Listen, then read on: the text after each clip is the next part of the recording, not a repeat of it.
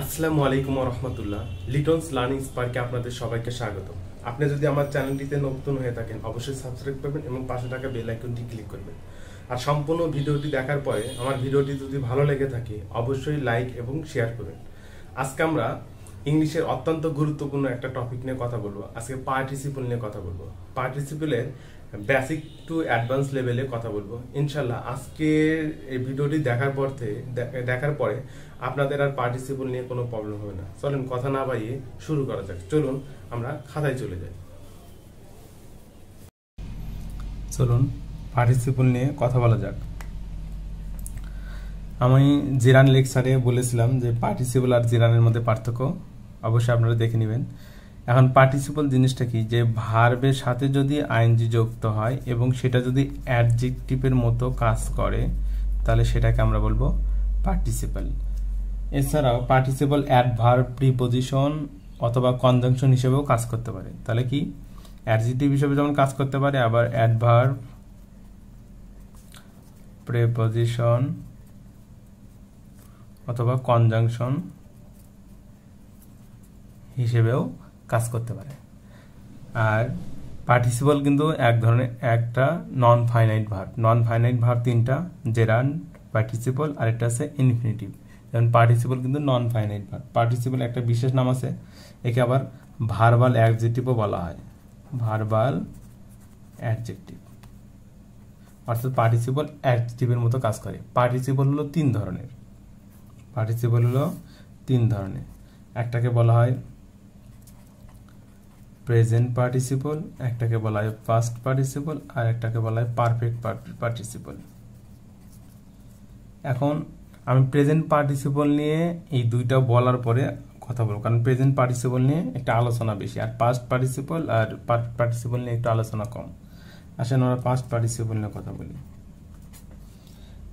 দেখুন, কোনো ভার্বের যদি 3 নাম্বার ফর্ম, অর্থাৎ আমরা জানি প্রেজেন্ট, পাস্ট এবং পাস্ট পার্টিসিপল, এরকম 3 নাম্বার ফর্ম থাকে তাহলে সেটা হলো পাস্ট পার্টিসিপলের মধ্যে পড়ে যাবে। আশা করি বুঝতে পারলেন। যদি 3 নাম্বার ফর্ম থাকে তাহলে সেটাকে আমরা বলবো পাস্ট পার্টিসিপল। যেমন পারফেক্ট টেন্সেও কিন্তু এটা পাওয়া যায়। পারফেক্ট টেন্সে কেমন, যেমন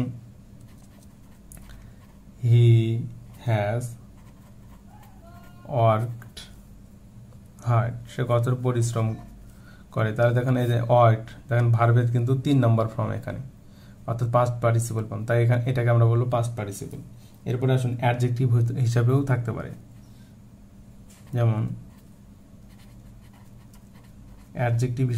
যেমন দিস ইজ আ ড্যামেজ কার। আরেকটা কথা বলিনি, দেখেন এখানে কিন্তু ইডি যুক্ত আছে, অর্থাৎ পাস্ট ফর্মে, মানে পাস্ট পার্টিসিপল ফর্মে আছে, তাই এটাকে কিন্তু আমরা পাস্ট পার্টিসিপল বলতে পারি। আরেকটা কথা মনে রাখবেন, যদি কোনো আর্টিকেল এবং তারপরে যদি কোনো নাউন, অর্থাৎ আর্টিকেল ফাঁকা নাউন, তাহলে এর মাঝখানে যেটা বসে সেটা কিন্তু অ্যাডজেক্টিভ। আর তাহলে অ্যাডজেক্টিভ হিসেবে কাজ করে কে? পার্টিসিপল। তাহলে এই যে পার্টিসিপলের যে 3টা ফর্ম, প্রেজেন্ট, পাস্ট, পারফেক্ট, এই 3টা কিন্তু অ্যাডজেক্টিভ হিসেবে কাজ করে। তাহলে মনে থাকবে, এটা একটা নোট লিখে রাখেন যে আর্টিকেলের পরে যদি মানে কিছু থাকে এবং তারপরে যদি নাউন থাকে, মাঝখানে যে অংশটা সেটা অবশ্যই অ্যাডজেক্টিভ। তাহলে পার্টিসিপলও তাহলে কিন্তু অন কাইন্ডস অফ অ্যাডজেক্টিভ। তাহলে এই ড্যামেজটা এখানে কিন্তু অ্যাডজেক্টিভ হিসেবে কাজ করছে। এরপরে আসুন প্যাসিভ ভয়েসেও কিন্তু এগুলো আমরা দেখে থাকি, অর্থাৎ ভার্বের 3য় ফর্ম পাইলেই, V3 ফর্মটা পাইলেই তাকে আমরা বলবো পাস্ট পার্টিসিপল। এখন আসেন পারফেক্ট পার্টিসিপল। শুধু একটা জিনিস মনে রাখলে হবে, যে শুরুতে থাকবে হ্যাভিং এবং তারপরে থাকবে ভার্বের পাস্ট পার্টিসিপল ফর্ম, অর্থাৎ 3 নম্বর ফর্ম। শুরুতে থাকবে হ্যাভিং এবং ভার্বের পাস্ট পার্টিসিপল ফর্ম থাকলে সেটাকে আমরা বলবো হলো পারফেক্ট পার্টিসিপল।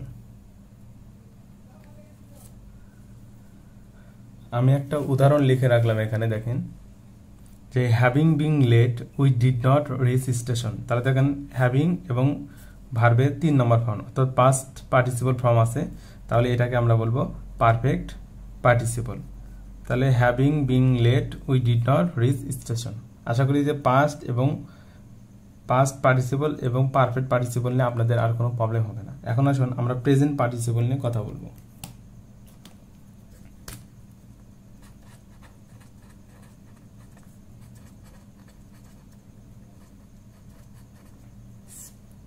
তাহলে সরাসরি জানবো ভার প্লাস যে আইএনজি সেটিতে পার্টিসিপল এবং অ্যাডজেক্টিভ, এই ভার প্লাস আইএনজি যদি সরাসরি এরকম থাকে তাহলে সেটাকে আমরা বলবো প্রেজেন্ট পার্টিসিপল। এখন প্রেজেন্ট পার্টিসিপল দেখেন কোথায় কোথায় প্রেজেন্ট, অ্যাডজেক্টিভ যেখানে যেখানে বসবে প্রেজেন্ট পার্টিসিপলও সেখানে সেখানেই বসবে, অর্থাৎ যেখানে অ্যাডজেক্টিভের পজিশন সেখানেই প্রেজেন্ট পার্টিসিপলের পজিশন। এখন দেখুন প্রথমে তাহলে কন্টিনিউয়াস হিসেবে বসে, প্রথমে হলে কন্টিনিউয়াস হিসেবে বসে,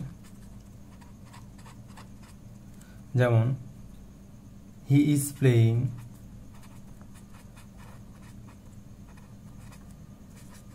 ফুটবল।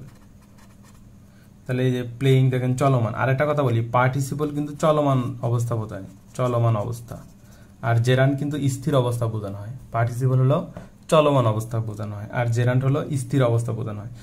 তাহলে he is playing football, say cricket খেলছে, দেখেন চলমান বোঝা যাইতেছে না, তাহলে এখানে প্লেয়িংটা হলো প্রেজেন্ট পার্টিসিপল। এরপরে আসুন, আচ্ছা তারপরে আরেকটা হতে পারে হলো হি হ্যাজ বিন ওয়ার্কিং, দেখেন এটাও কিন্তু চলমান অবস্থা বোঝানো হচ্ছে। এরপরে আসুন অ্যাডজেক্টিভ হিসেবে, অ্যাডজেক্টিভ হিসেবে একটা উদাহরণ দেওয়া যায়,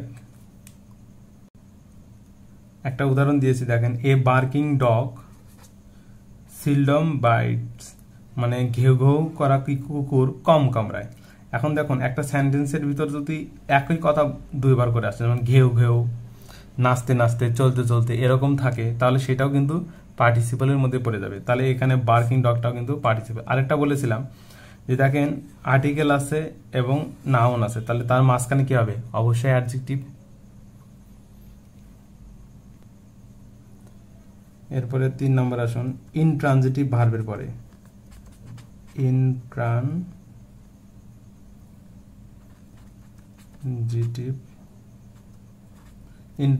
ভার্ব। ইনট্রানজিটিভ ভার্ব জানি যার অবজেক্ট থাকে না, কিন্তু এখানে দেখুন তা অবজেক্টের মধ্যে অনেকটা কাজ করে, যেমন the girl enter the room smiling,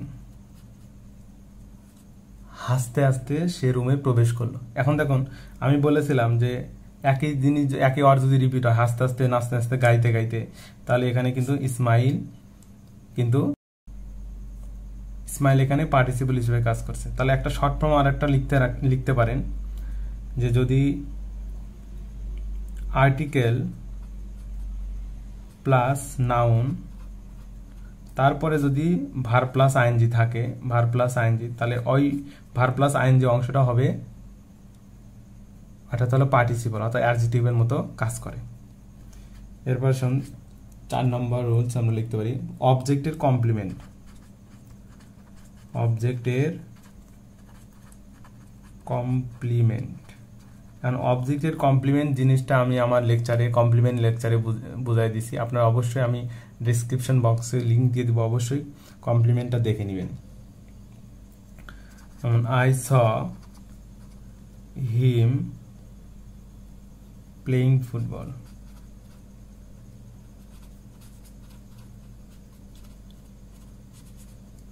যেমন দেখুন আরেকটা কথা বলি, যদি কোনো জিনিসের 2 নম্বর ফর্ম হয় অর্থাৎ অবজেক্টিভ ফর্ম হয়, যেমন I, me, my, he, him, his, এটা যখন 2 নম্বর ফর্ম মানে অবজেক্টিভ ফর্ম থাকে, তাহলে অবজেক্টিভ ফর্মের পরে যে ভার্বটা থাকে অবশ্যই সেটাও পার্টিসিপল, মনে থাকবে। এখন দেখেন অবজেক্ট কমপ্লিমেন্ট কি, এখানে অবজেক্টটা কি? হিম।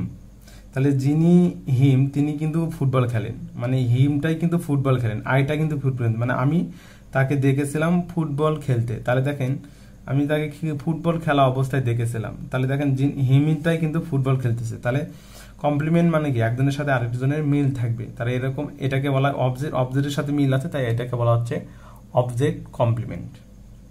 আশা করি বুঝতে পারবে। আর যদি অবজেক্টিভ অর্থাৎ অবজেক্ট ফর্মে যদি কেউ থাকে তারপরে যদি ভার্ব প্লাস আইএনজি থাকে তাহলে সেটা হবে পার্টিসিপল।